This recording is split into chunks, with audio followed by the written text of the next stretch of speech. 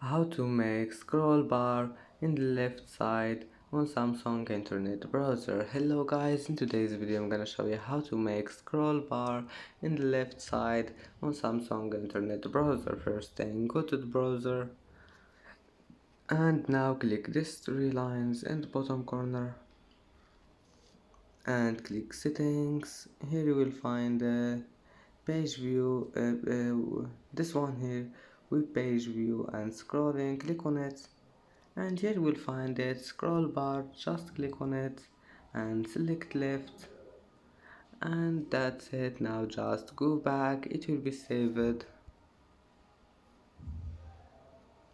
And that's it for today's video. If you like this video, don't forget like and subscribe, and thank you for watching this video until the end, and see you in the next video.